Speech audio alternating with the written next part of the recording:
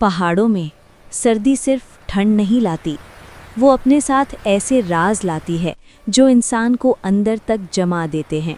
आज मैं आपको ले चल रही हूँ एक ऐसे ससुराल में जो पहाड़ की चोटी पर टिका था और नीचे सिर्फ मौत की खाई थी। इस गांव का नाम था धुंधपुर। यहाँ सुबह से पहले ही कोहरा जाग जाता है और रात में अंधेरा किसी पराये मेहमान की तरह हर घर में घुस आता है। यहीं आई थी रीना नई शादी के बाद पहली बार अपने ससुराल। घर बहुत बड़ा था, लेकिन इतना शांत जैसे सालों से किसी ने खुलकर सांस ही ना ली हो। सास ने घर में कदम रखते ही सिर्फ एक बात कही थी, बेटी, रात में उस खिड़की को कभी मत खोलना जो खाई की तरफ जाती है। रीना ने हल्की मुस्कान के साथ इस बात को टाल दिया।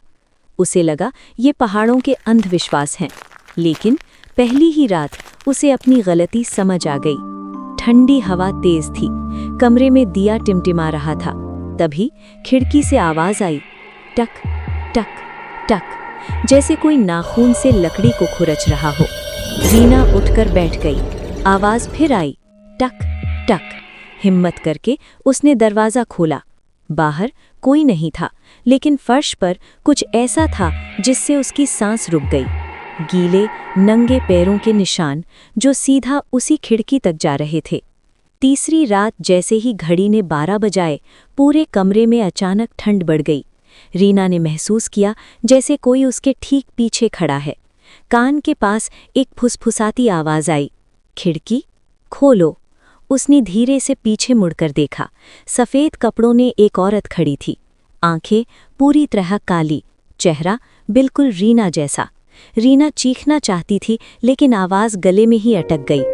अगली सुबह रीना को खिड़की के पास बैठा पाया गया। नीचे गहरी खाई में एक पुराना टूटा हुआ घर दिखाई दे रहा था। सास ने धीरे से कहा, हर बहू को इस घर में एक फैसला करना पड़ता है, या तो इस घर का हिस्सा बनो या फिर उस खाई का। आज भी धुंधपुर गांव में लोग कहते हैं, कोहरे वाली रातों में उस खिड़की पर एक औरत खड़ी दिखती है, लेकिन कोई नहीं जानता वो नई बहू है या फिर अब उस घर की नई परछाई।